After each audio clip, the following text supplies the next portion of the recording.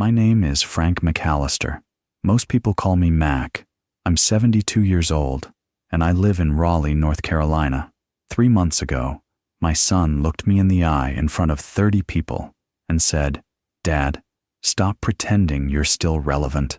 By 4 o'clock that same day, he was begging me to save his career. Before we go any further, let me ask you something. Have you ever felt invisible in a house you paid for? Have you ever walked into a room and realized the people there, your own blood, wish you just stayed home? If you have, this story is for you. If you're watching this, do me a favor. Hit that like button, subscribe if you want to hear the rest, and drop a comment telling me where you're watching from and what time it is where you are. I want to know who's listening. I want to know I'm not just talking to a screen. This isn't a story about revenge. It's a story about dignity, about what happens when a man who spent 50 years building something gets told he's in the way, and what happens when that same man becomes the only person who can save it all. I'm not a motivational speaker. I'm not a podcaster. I'm just a guy who ran a company for half a century, buried his wife, raised a son, and thought he'd earned a little respect. Turns out respect isn't something you earn once. It's something you have to keep proving you deserve, even at 72. On the morning this all happened, I woke up at 5:30 like I always do, made coffee, black, 2 cups, sat on the porch and watched the sun come up over the pine trees at the edge of my property. I own 4 acres, paid them off in 1993. The house is quiet now, too quiet most days. My wife Sarah's been gone since 2009, and my son Scott lives 20 minutes away, but might as well be on the moon. That morning, Scott had asked me to come speak at the company, my company, the one I started in 1977 with a $6,000 loan and a rotary phone. He said they were bringing in new investors, said they wanted to hear the origin story, said it would mean a lot. I believed him. I put on my good shoes, the black ones I saved for closings, polished them till I could see my face, wore the navy tie Sarah bought me in '02. She called it my closer tie, said it made me look like a man who got things done. I thought my son wanted those people to know whose shoulders he was standing on. I thought maybe, finally, he was proud. I didn't hear the panic in his voice, didn't catch the edge of fear underneath the request. I heard what I wanted to hear, that I still mattered.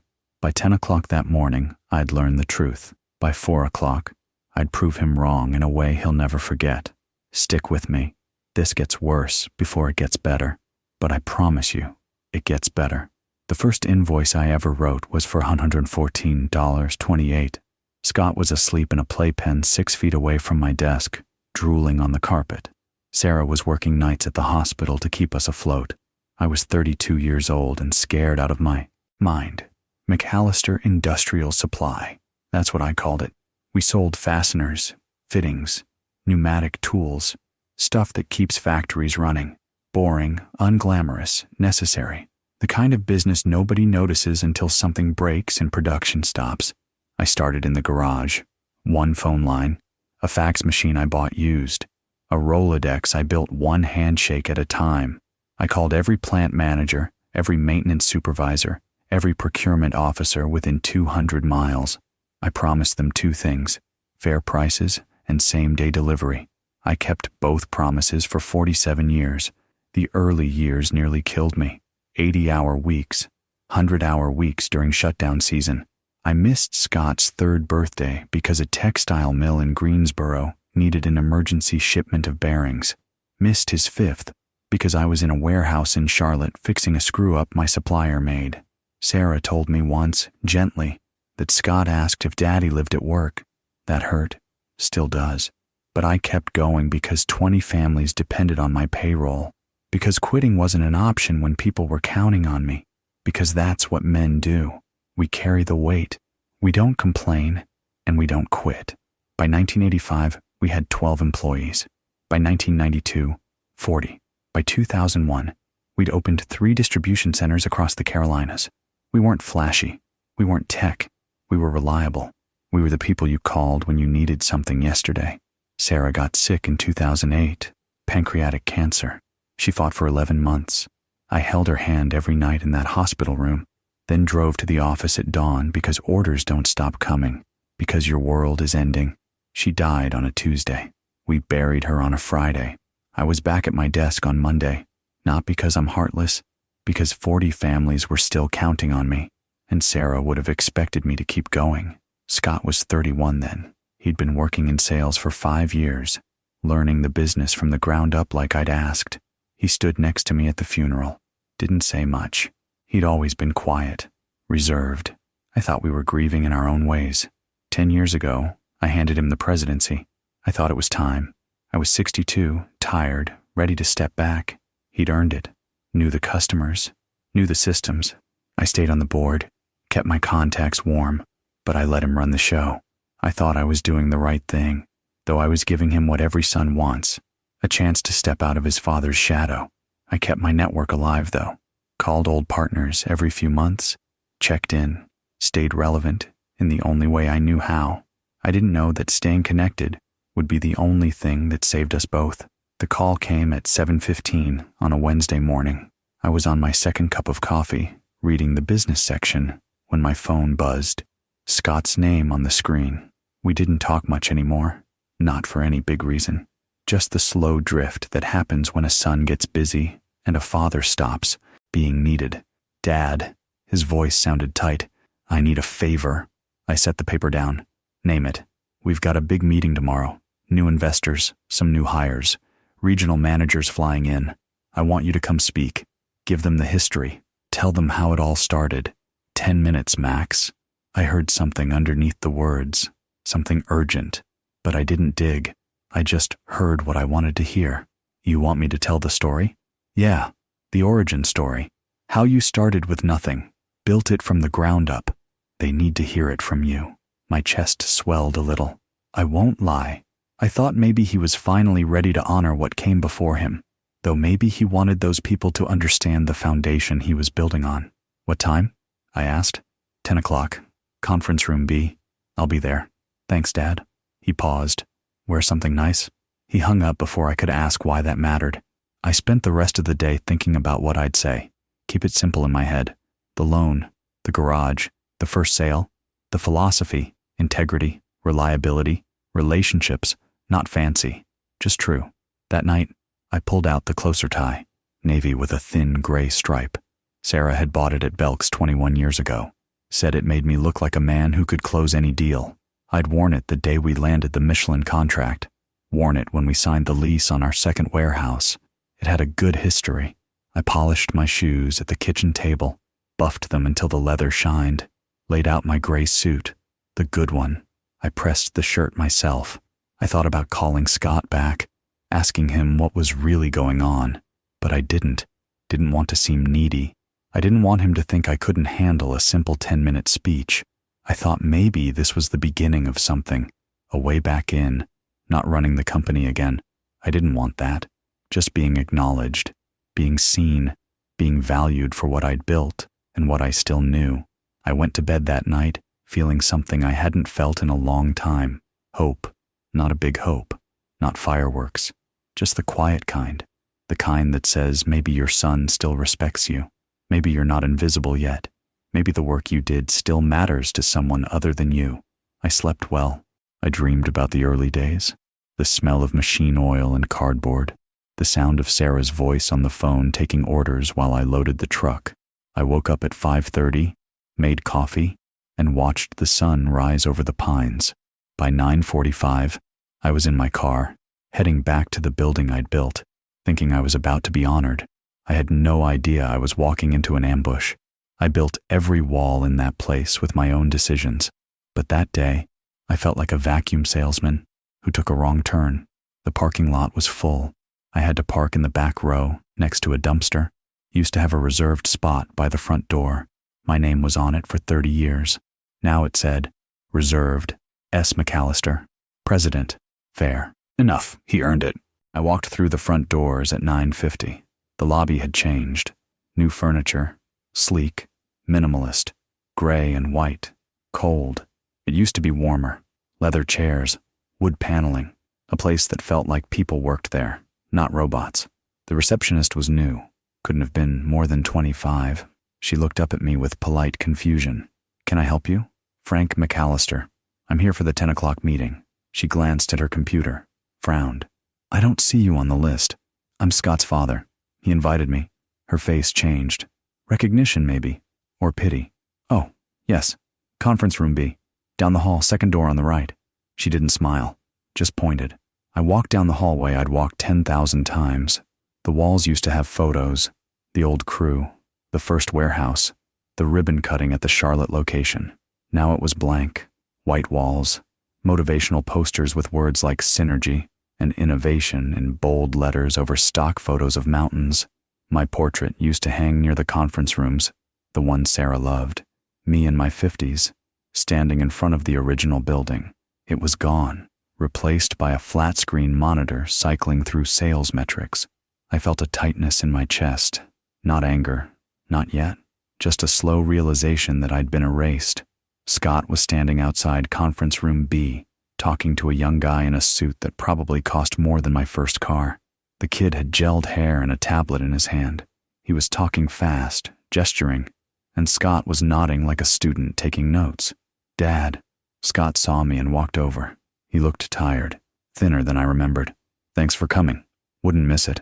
The young guy stepped forward, extended his hand. Trent Holloway, efficiency consultant, helping Scott streamline operations for the next phase. His handshake was firm but quick, the kind that says, I'm busy and you're not important. Frank McAllister. Oh, I know. Trent smiled, not warmly. Scott told me all about the early days. Real bootstrap stuff. Impressive for the time. For the time. Like I was a museum exhibit. Scott checked his watch. We should get started. Dad, just take a seat in the back. I'll call you up when it's time. The back. Not the front. Not at the table. The back. I nodded. Didn't argue. Just walked into the room and found a chair against the wall. 30 people inside. Maybe 5 I recognized. The rest were strangers. Young. Confidence. Expensive watches and perfect teeth. Nobody looked at me. I sat down, straightened my closer tie, and waited to be remembered. I could feel the temperature drop with every sentence. I was speaking English. They were listening to a spreadsheet. Scott stood at the front of the room and introduced me. This is Frank McAllister, my father. He founded this company in 1977. I asked him to share a few words about the early days. A few polite nods. Mostly blank faces. Trent, the efficiency consultant, didn't even look up from his phone. I stood, cleared my throat, tried to make eye contact with people who weren't interested in making it back. Thank you, Scott. My voice sounded older than I wanted it to. I started McAllister Industrial Supply 47 years ago with a $6,000 loan and one rule: treat people right, and they'll remember you when it matters. I told them about Mr. Eugene Patterson, plant manager at a textile mill in Burlington, how I drove through a snowstorm in '83 to deliver a parts order because his production line was down, how he stayed loyal to us for 23 years because of that one night. That's the foundation this company was built on. Relationships, reliability, being the person who shows up when... Trent's phone buzzed. He glanced at it, typed something, didn't apologize.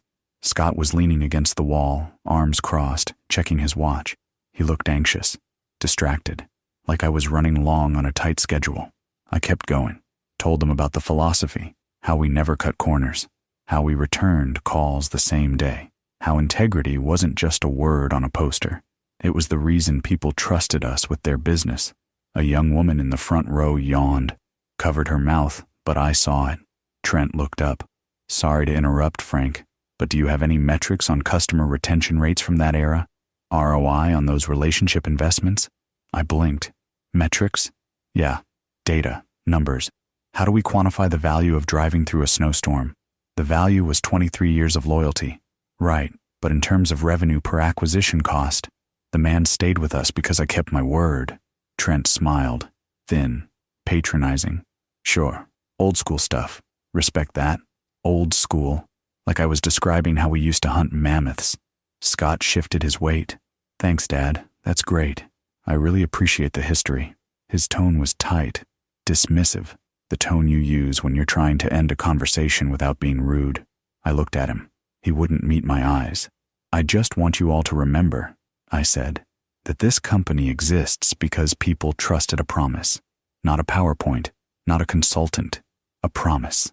Silence. Not the respectful kind, the uncomfortable kind, the kind where people are waiting for you to sit down so they can move on." Trent was texting again. A guy in the back was scrolling through his phone. Scott was staring at the floor. I'd been talking for maybe 6 minutes. It felt like an hour. "Anyway," I said, "that's all I wanted to say. Good luck with everything." I started to sit down. That's when my phone went off. I fumbled for the silence button like a nervous schoolboy, muttering apologies to people who were in diapers when I made my first million.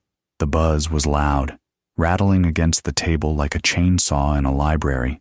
My old flip phone, the one I'd carried for 15 years because it did what I needed, and nothing more.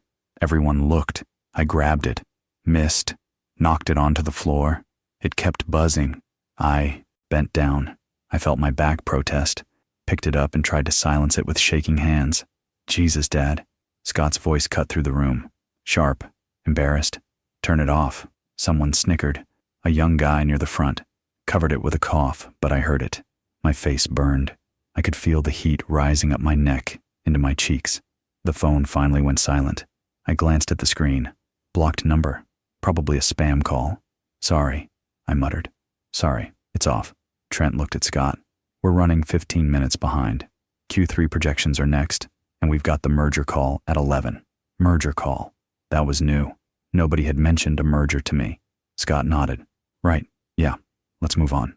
I was still standing, still holding my phone, still feeling 30 pairs of eyes on me like I was a relic that had wandered in from a museum. "I was just finishing," I said quietly. "You're good, Dad." "Thanks." Scott's tone was final, closed. "Everyone, let's thank Frank for his time." Polite applause. Sparse. The kind you give when someone's speech runs long at a wedding. I sat down. My hands were still trembling. I slipped the phone into my pocket and stared at the table. Trent pulled up a slide on the screen. Graphs, numbers, efficiency optimization in bold letters at the top. "As Frank mentioned," Trent said, his tone laced with condescension, "the old model was built on relationships. Great for 1977, but in 2024, relationships don't scale. Data scales. Systems scale. We need to cut overhead, automate procurement, and centralize distribution." He clicked to the next slide, a chart showing redundant operational costs, which brings us to workforce restructuring. We're looking at a 22% reduction in headcount over the next fiscal quarter. My stomach dropped. 22%.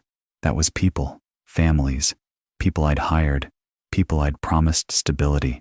Scott was nodding, taking notes. I wanted to stand up. I wanted to say something, wanted to ask if he understood what he was about to do, but I didn't. I just sat there, invisible, while a 28-year-old in a $1,000 suit dismantled everything I'd built. The meeting moved on, fast, efficient, ruthless. I stopped listening. I just sat in the back, holding my silent phone, and wondered when my son had stopped seeing me as his father and started seeing me as dead weight. The call I'd missed started to feel important, but I didn't check it. I was too busy trying not to disappear. He didn't yell. He said it with a tired, dismissive sigh, like I was an old dog that had peed on the rug. That quiet annoyance hurt more than any fist.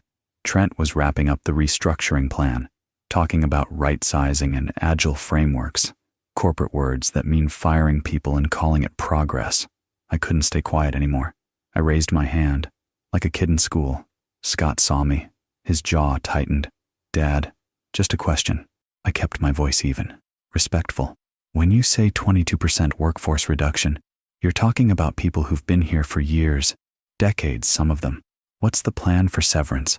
For helping them transition?" Trent smiled, patient, like I'd asked what color the sky was. "We'll follow standard industry protocols. 2 weeks per year of service, capped at 6 months. 2 weeks per year?" I felt my voice rise slightly. "Charlie Briggs has been with us for 31 years. That's 12.5 months of severance for a man who gave us 3 decades. Capped at 6 months." Trent repeated. "That's not right." Scott cut in. Dad, we've run the numbers. This is what we can afford if we want to stay competitive. Competitive? I looked at him. Really looked at him. Since when do we compete by throwing away the people who made us? It's not personal. It's business. It's always personal when you're the one getting laid off. Trent sighed, checked his watch. Frank, I respect the old guard mentality, but sentiment doesn't pay the bills. We're in a new era. Lean operations, digital integration. The marketplace doesn't care about loyalty anymore. Maybe it should. Well, it doesn't. Trent's tone hardened slightly, and companies that pretend otherwise get left behind. I turned to Scott. You agree with this? He wouldn't look at me. We don't have a choice. There's always a choice. Dad? His voice cracked slightly. Frustration, embarrassment. We don't do it that way anymore. What way? Your way. He finally met my eyes. The handshake deals, the loyalty over profit thing. It doesn't work anymore. The world changed. The business changed. So we change by forgetting who we are? No. His voice rose. The room went silent. We change by stopping the pretending. Pretending? He exhaled. Slow, deliberate. Like he'd been holding this in for years. Dad, you handed me this company 10 years ago, but you never really let go. You keep your contacts. You keep your connections. You still act like you're running things, but you're not. You haven't been for a decade. My chest tightened. I'm just trying to help. You're not helping. His voice was flat now, cold. You're in the way. These people don't need a history lesson. They need a strategy.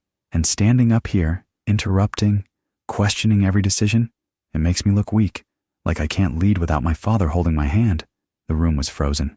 Scott, stop pretending you're still relevant. The words landed like a slap.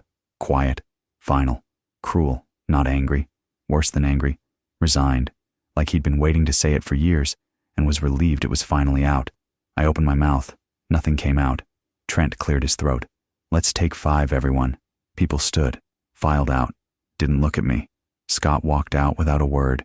I sat there, alone, in a room I'd paid for, surrounded by chairs I'd chosen, staring at walls I'd built, 72 years old, and I'd just been erased by my own son. 72 years old, and I'd just been fired from my own life by the boy I taught to ride a bike. I didn't leave right away. Didn't want to walk past the people milling in the hallway. Didn't want to see the pity or the relief in their eyes. I sat in that conference room for maybe 5 minutes, maybe 10. Lost track. The door opened. A young woman poked her head in. Oh, sorry. I thought it was empty. It is, I said. She left. I stood, straightened my tie.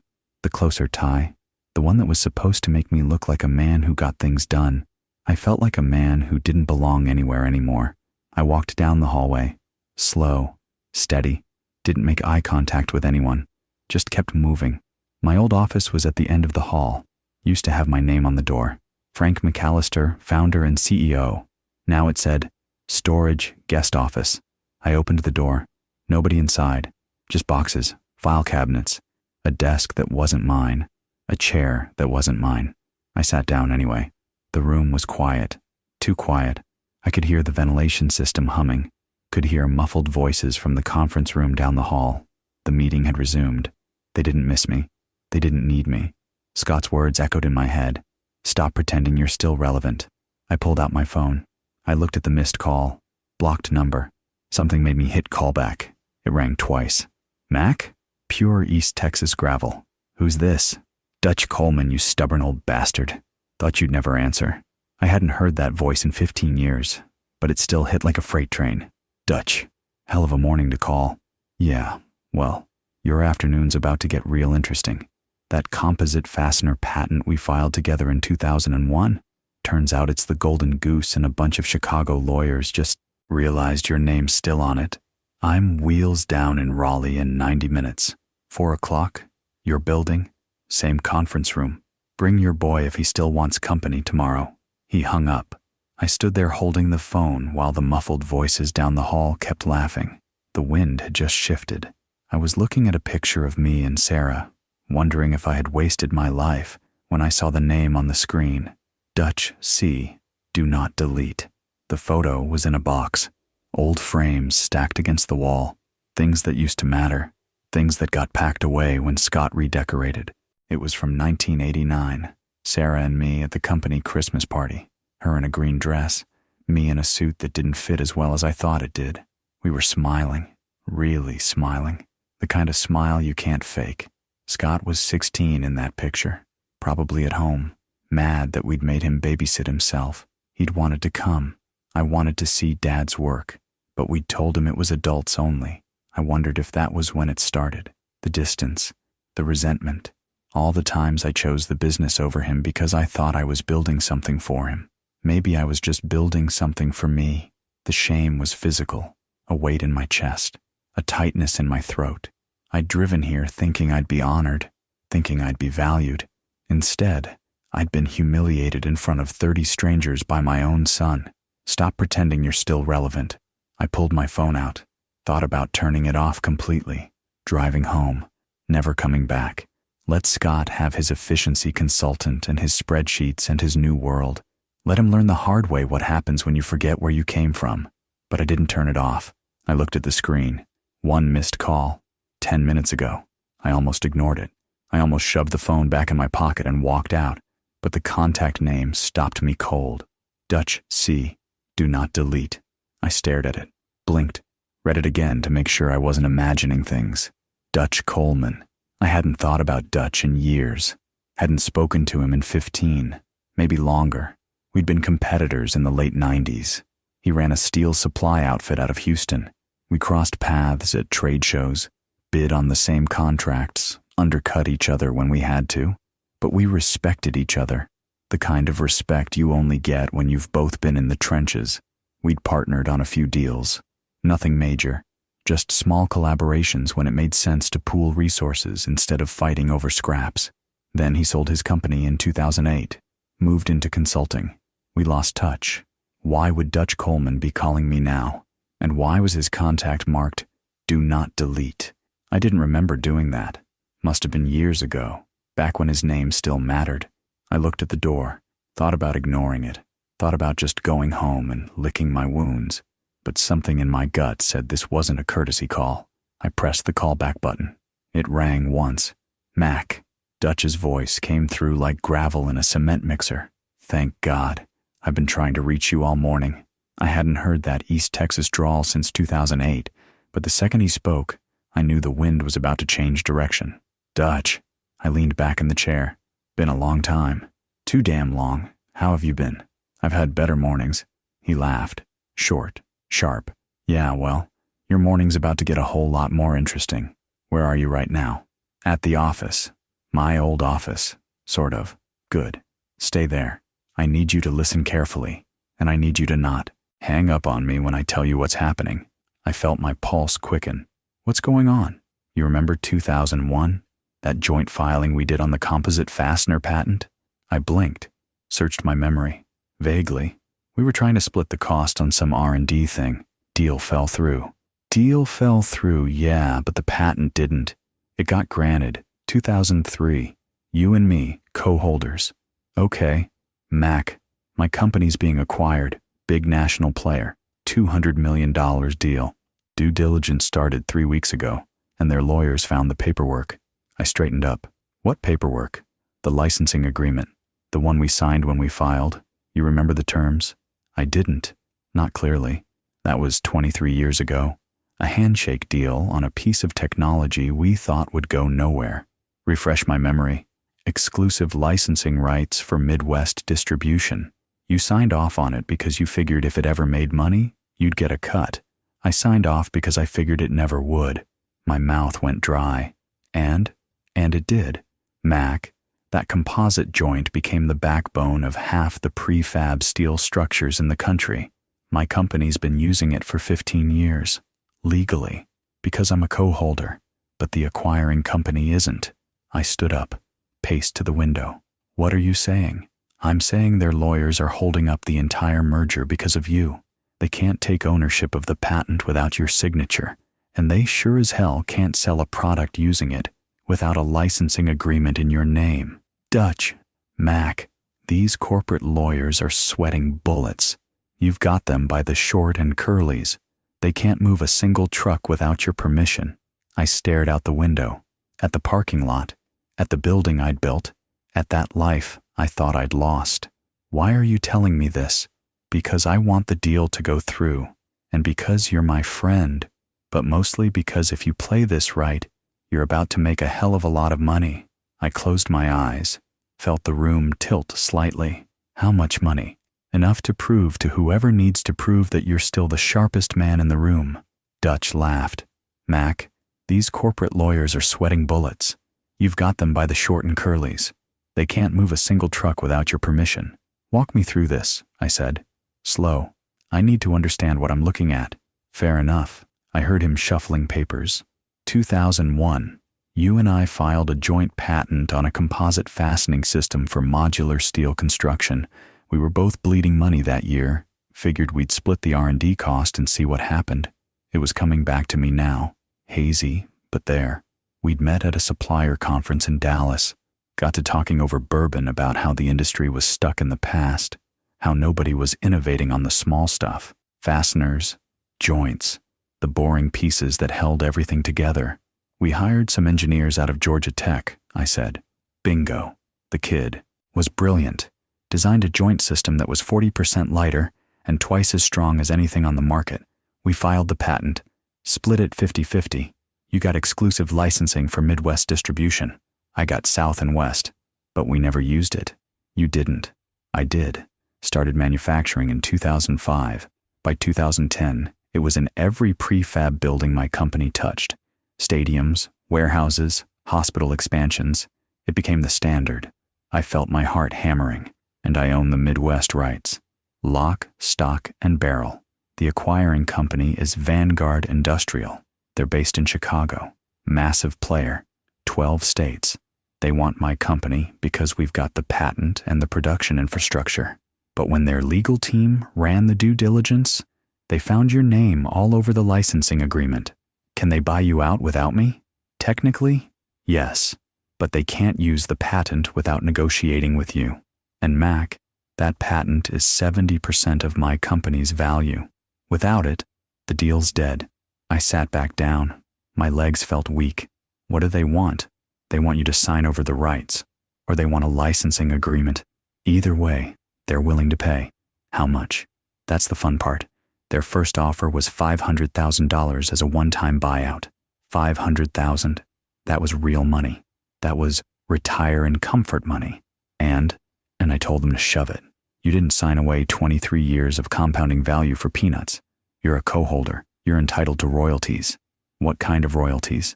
I'm pushing for 4% of gross sales on any product using the patent for the next 10 years. I did the math in my head. Tried to. Couldn't focus. What does that come out to? You didn't. I did. Started manufacturing in 2005. By 2010, it was in every prefab building my company touched.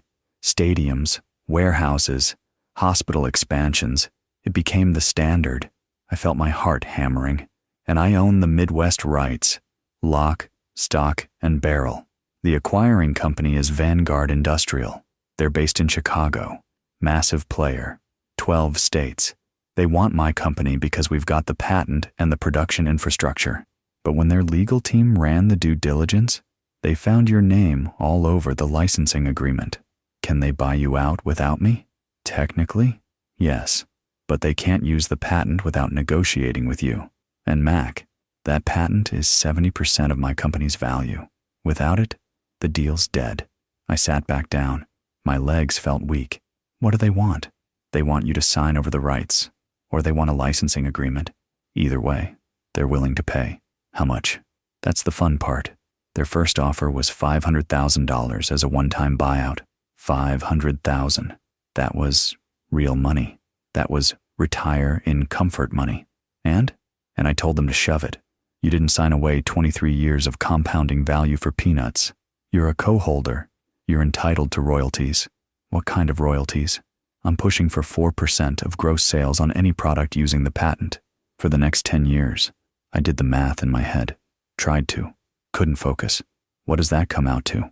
Vanguard moves about $220 million in modular steel annually. 70% uses the joint system. That's roughly $154 million. 4% of that is $16 million a year. I stopped breathing. Over 10 years? I whispered. Roughly $61.6 million, give or take, depending on growth projections. They're estimating closer to $42 million conservative. $42 million. For a patent I'd forgotten existed. For a handshake deal from 2001. For being the guy who stayed in touch. Who kept his contacts alive. Who didn't disappear just because he got old.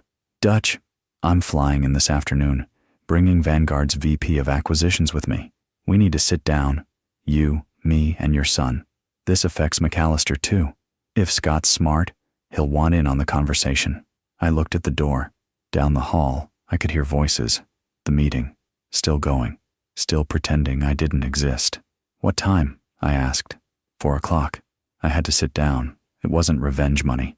It was never count an old man out money. $42 million. I said the number out loud. Just to hear it. Just to make it real. 42 million.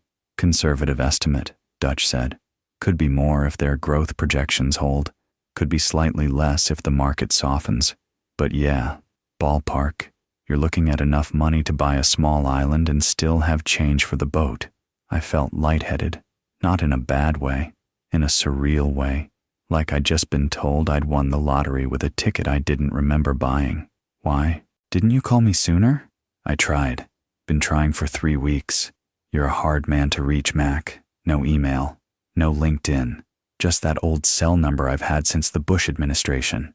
I don't believe in all that online stuff. He laughed. Yeah. Well, being a Luddite just made you $42 million, so don't change now. I stood up, walked to the window, looked out at the parking lot, at the building, at the empire I'd built that my son thought I was too old to understand. Dutch, why are you helping me? You could have negotiated this yourself, cut me out. I wouldn't have known. Silence on the other end. Then, because you're a good man, Mac, and because 20 years ago when my company was going under, you extended me credit when nobody else would. You didn't have to. You did it anyway. I don't forget things like that. My throat tightened. I didn't remember that. Or maybe I did, but it hadn't seemed important at the time. That's just what you did. You helped people when you could. What do you need from me? I asked.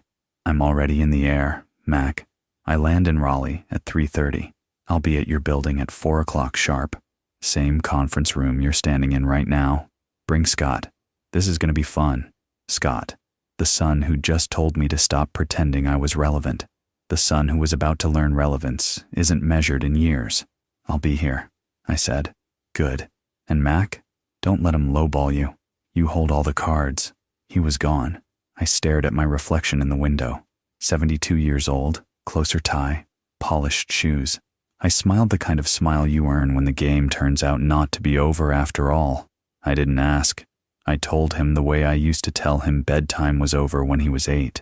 I stood in that storage room for maybe 2 minutes after Dutch hung up, just breathing, collecting myself, feeling something shift in my chest. Not anger, not vindication, just clarity. I knew what I had to do. I walked out of the storage room, down the hallway, past the same young employees who'd ignored me an hour ago. They still didn't look at me. It didn't matter anymore. The conference room door was closed. I could hear voices inside. Trent's voice, loud, confidence, explaining something about synergistic realignment. I opened the door without knocking. The room went quiet. Trent stopped mid-sentence. Frank? We're actually in the middle of... I walked past him, didn't acknowledge him, didn't look at him, just kept walking until I was standing next to Scott.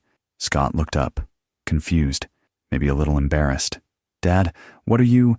I need the room, I said, calm, steady. 5 minutes. Don't argue with me, son. His mouth opened, closed. He glanced at Trent, at the 30 faces staring at us. Dad, we're in the middle of... I know what you're in the middle of. I kept my voice low, even, the tone I used when he was a kid and he knew he'd crossed a line. But something just came up. That's more important than anything happening in this room right now, so I need you to trust me. Clear the room. 5 minutes. Trent stepped forward.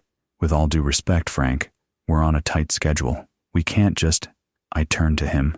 Didn't raise my voice. Didn't have to. This doesn't concern you. He blinked. I'm an efficiency consultant. Everything in this company concerns me. Not this. Scott stood up. He looked rattled, off balance. Dad, what's going on? 5 minutes, please.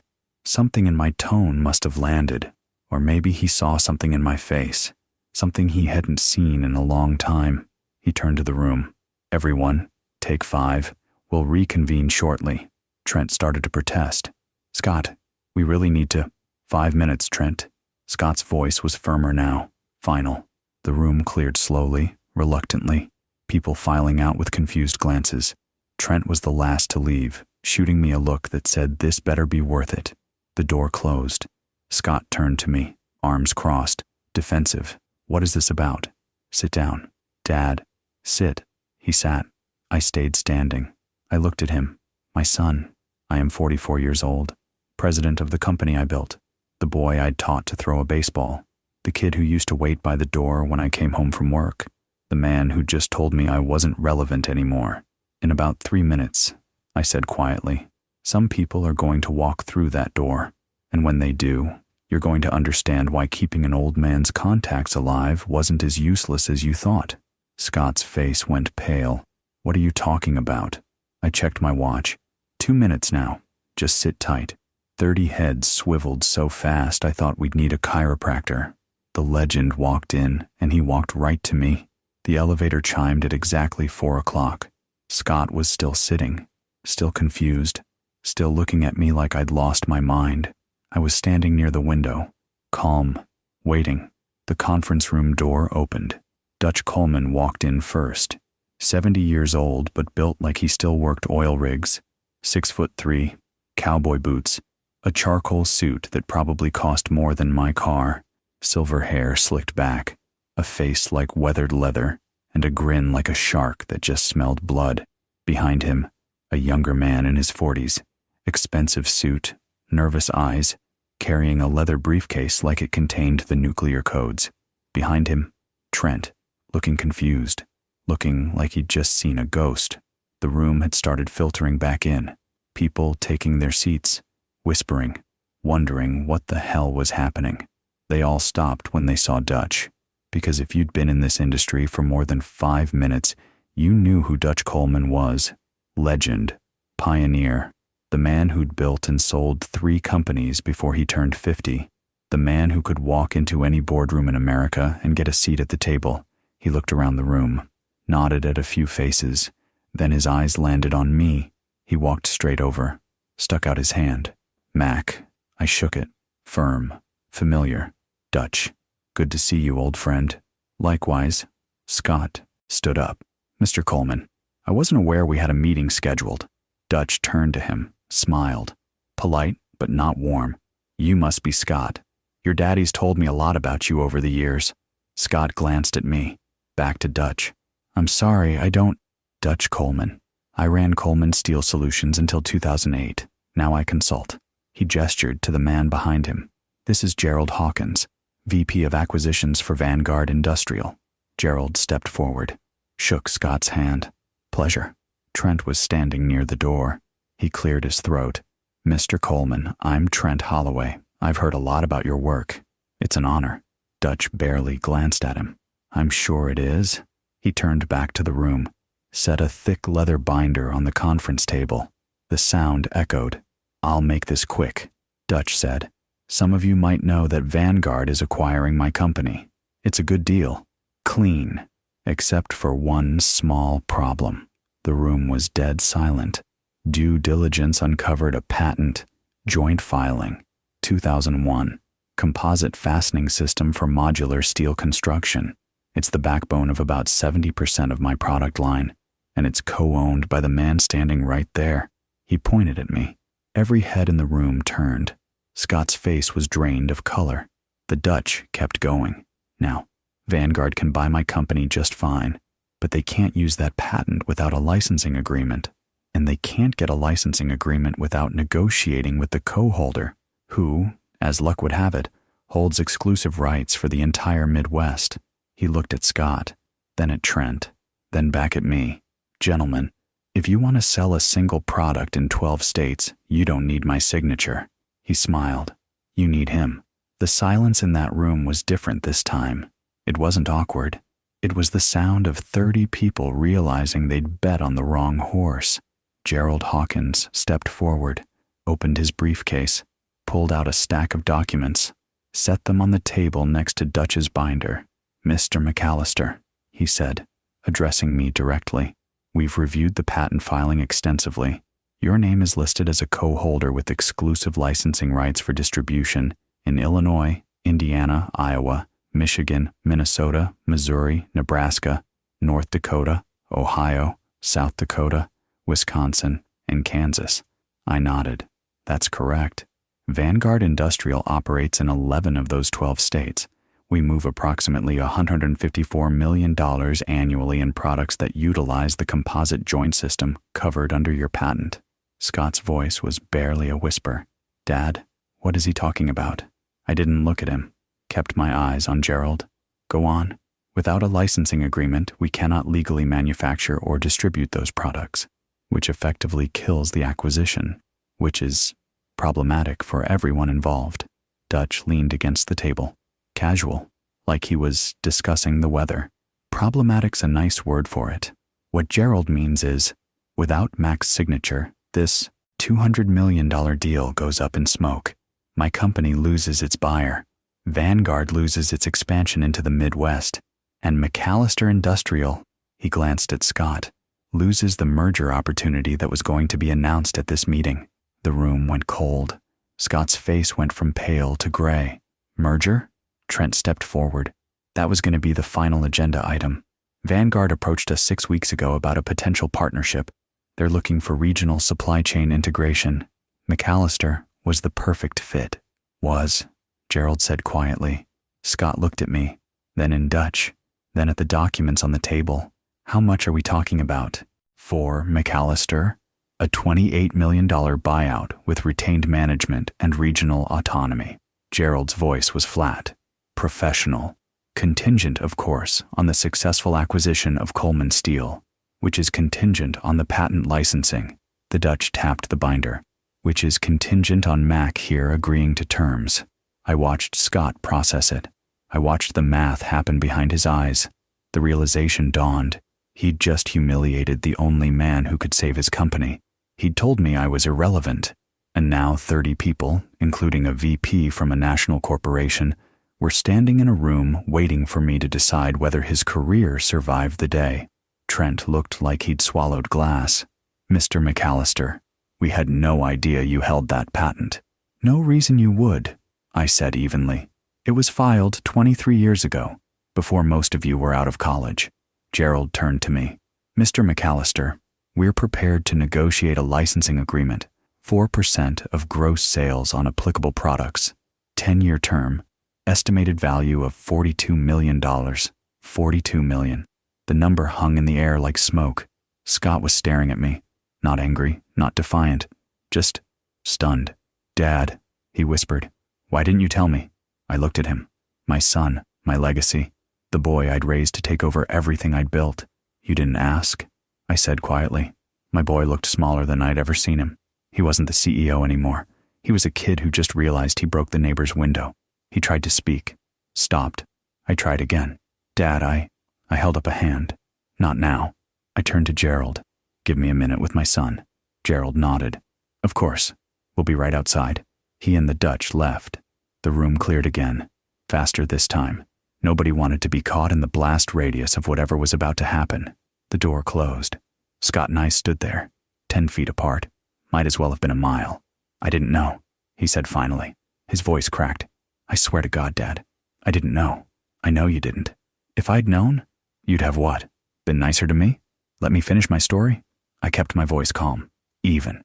"Scott, you didn't humiliate me because you thought I was worthless. You did it because you were scared." He looked down, jaw tight. "The company's hemorrhaging money.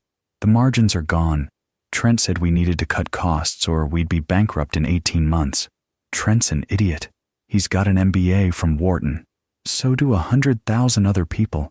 Doesn't mean he knows how to run a company built on relationships." Scott's shoulders sagged. I thought I was doing the right thing. I thought modernizing, streamlining, I thought that's what you would have done. No, I said quietly. It's not. He looked up at me, eyes red. What do I do now?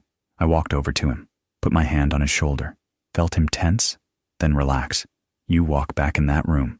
You sit down, you listen, and when they ask you what you think, you defer to me, because this is my deal, not yours.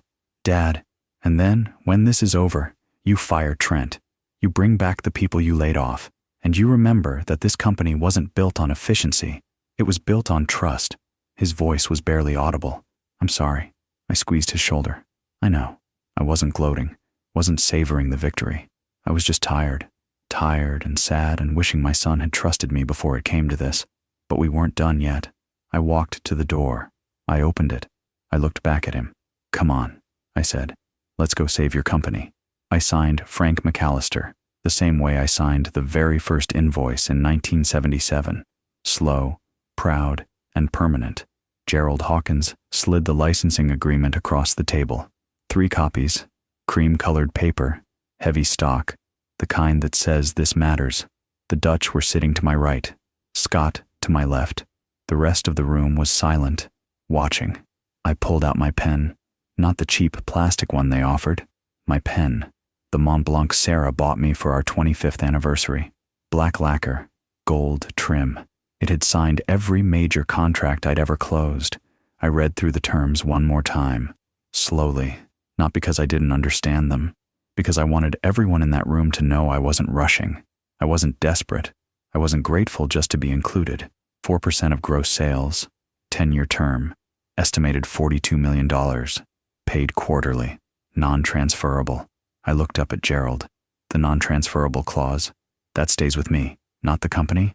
Correct. The licensing rights are tied to you personally as co-holder of the patent, and if I die before the 10 years are up, the remaining royalties transfer to your designated estate beneficiary. I glanced at Scott. He was staring at the table, jaw tight. Can I designate the company as beneficiary? Gerald blinked. You want the royalties to go to McAllister Industrial? If something happens to me, yes. I want them to keep flowing here, to the people who work here. Is that possible? Gerald looked at Dutch. Dutch shrugged. It's your money, Mac. You can do whatever you want with it. Then add that clause. Estate beneficiary. McAllister Industrial Supply, Inc. Scott's head snapped up. Dad, do it, I said to Gerald. He nodded, made a note, slid the papers back to his assistant, who disappeared into the hallway. We waited. Nobody spoke. 5 minutes later, the assistant returned. Fresh copies. The clause added. Gerald slid them across the table again. I uncapped my pen. The room held its breath. I signed. Once, twice, 3 times. Slow, deliberate. Each letter formed carefully, the way my father taught me when I was 12 years old. A man's signature is his word. Make it count. I set the pen down. Gerald co-signed. Dutch co-signed. Scott signed as witness. It was done. Gerald stood, shook my hand. Pleasure doing business with you, Mr. McAllister. Likewise. He packed his briefcase. Dutch clapped me on the shoulder. Told you you'd come out on top. Appreciate the call. Anytime, old friend. They left. The room started to empty. Trent was still standing near the door, tablet in hand, looking lost. Scott walked over to him. Quiet, professional. Trent, I appreciate your time. We'll settle your invoice by the end of the week. Trent's face went red. Scott, we're in the middle of a restructuring plan. We're done with the restructuring. Thank you. Trent looked at me, then back at Scott. He didn't argue, just nodded, packed his bag, walked out. The efficiency consultant was the irrelevant one now. Scott turned to me. We stood there, father and son, in the company I'd built, in the room where I'd been humiliated 6 hours ago. Dad, outside, I said. Let's talk outside. I wasn't taking the company back. I was giving him a bigger one, because that's what fathers do. We walked to the parking lot, slow. Neither of us was in a hurry. The sun was starting to dip, golden light across the asphalt. My truck was still in the back row. Scott's BMW was up front in the reserved spot. We stopped between the two. I don't know what to say, Scott said finally. You don't have to say anything. I humiliated you, in front of everyone, and you just, he shook his head, you just saved my career. I saved the company. Not the same thing. Dad, I held up a hand. Listen to me. The royalties are going to hit quarterly. First payments in 90 days. It'll go directly into the company's operating account. That's an extra $1.5 million every 3 months for the next 10 years. He stared at me. You're giving it to the company? I'm giving it to you. Use it to pay down debt, reinvest in infrastructure, hire back the people Trent wanted to cut, build a safety net so the next time some consultant tells you to gut the workforce, you can tell him to go to hell. I don't deserve this. No, I said quietly. You don't. But that's not the point. He looked away, jaw working, trying not to break. When I handed you this company 10 years ago, I said, I thought I was giving you freedom, thought I was stepping aside so you could build your own legacy. But I stayed too close, kept my contacts, keep my network, made you feel like you were always in my shadow. That's not, it is, and I'm sorry for that. But Scott, you're a good president. You care about the people. You care about the work. You just got scared, and when people get scared, they make bad decisions. He nodded, silent. The money doesn't change anything, I continued. You're still the president. You still run the company. I'm just the guy who made a smart bet 23 years ago and forgot about it. You're more than that, maybe, but to the board, to the employees, to everyone watching, you're the leader. I'm just the history. He looked at me, eyes red. Why are you doing this? Because you're my son, and because this company was never about me. It was about building something that lasts, something that takes care of families, something that means something. I put my hand on his shoulder. You can do that. You've always been able to do that. You just needed to remember where you came from. He nodded, wiped his eyes with the back of his hand. I'm sorry, Dad. I know. I should have listened to you. Yeah, you should have. But you'll listen now. He almost smiled. Almost. Fire Trent. Bring back the old guard. Call the regional managers and tell them the restructuring is off.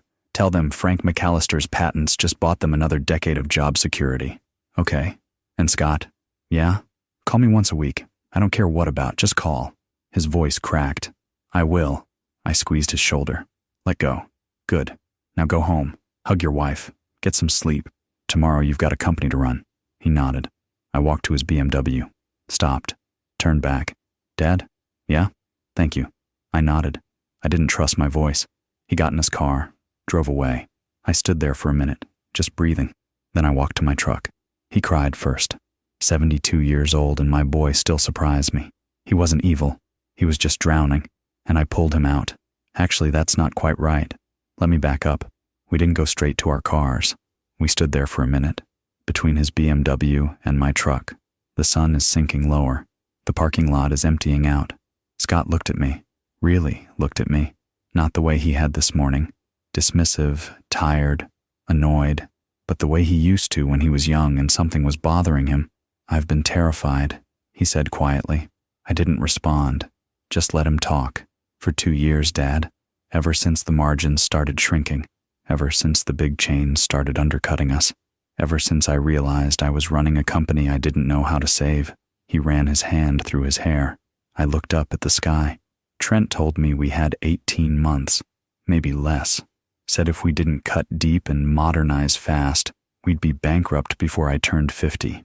And I believed him, because he had credentials, because he sounded smart, because I didn't know what else to do. His voice cracked. And every time you called, every time you offered advice, every time you told me to stick with the old ways, I heard it as criticism, like you were telling me I wasn't good enough, that I'd never be you. Scott, let me finish. He looked at me, eyes wet. This morning, when you stood up there telling that story about Eugene Patterson and the snowstorm, all I could think was, they don't care. These people want data, not nostalgia. And I panicked, because if they didn't respect the history, they wouldn't respect me. He wiped his eyes, rough, angry at himself. So I cut you off. I humiliated you. I said the cruelest thing I could think of, because I wanted everyone to know I was in charge, that I wasn't just your son, that I was my own man. His voice broke completely, and the whole time you were the only one who could save me. He covered his face with his hands, and then he cried. Not quiet tears, real sobs, the kind that come from deep in the chest, The kind you can't control. I stepped forward, put my arms around him. He collapsed into me like he was 10 years old again, like the time he fell off his bike and scraped his knees bloody and couldn't stop shaking. I'm so sorry, Dad. I know. I'm so sorry. I know, son. I know. We stood there for maybe 2 minutes, maybe 5. I lost track. Eventually, he pulled back, wiped his face, tried to compose himself. I've been drowning, he whispered, for so long, and I didn't know how to ask for help. You don't have to drown, I said quietly. Not anymore. You've got the money, you've got the breathing room, and you've got me. You don't have to carry it alone. He nodded, swallowed hard. I don't want to lose you, Dad. You won't. I don't want to be the guy who throws away his father because he's too proud to admit he needs him. You're not that guy. You're just a man who got scared. We all get scared.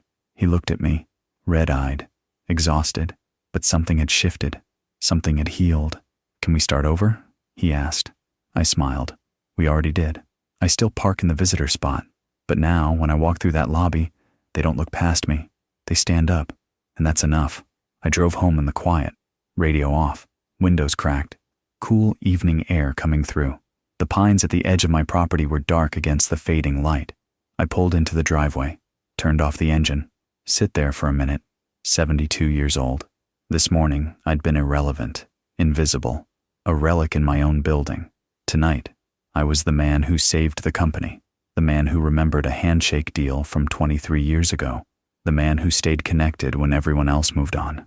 I wasn't gloating, I wasn't celebrating, just felt steady, grounded, like I'd proven something I'd always known, but nobody else believed. You're only irrelevant when you stop mattering, and I never stopped mattering. I just stopped being loud about it. I patted the dashboard of my truck. Old habit. Sarah used to make fun of me for it, said I treated the truck like a dog. Good day, I said to no one. I got out. I walked to the house, unlocked the door. The place was quiet. Too quiet, like always, but it didn't feel lonely tonight. I went to the fridge, grabbed a beer, twisted off the cap, took a long drink. The closer tie was still around my neck. I loosened it, took it off, folded it carefully, set it on the counter. 21 years old, that tie, still closing deals.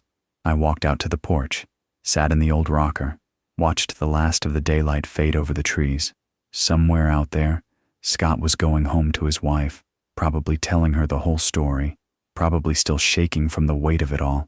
Tomorrow, he'd walk into that office a different man, stronger, humbler, smarter, and I'd be here, in my house, on my 4 acres, living my quiet life, still relevant, not because of the money, because I'd kept my word, kept my relationships, kept my dignity, and in the end, that's all a man really has. I took another sip of beer, smiled, and let the evening settle in. If this story meant something to you, hit that like button. Subscribe if you want more stories like this. Real stories about dignity, family, and what it means to be a man when the world tells you you're done. Drop a comment and tell me, have you ever been underestimated? Have you ever been the oldest guy in the room and proven everyone wrong? I want to hear your story. And if you're watching this with your son, your father, or someone who needs to hear it, share it. Because respect isn't given, it's earned, and it's never too late to earn it. Thanks for listening. I'm Mac, and I'll see you in the next one.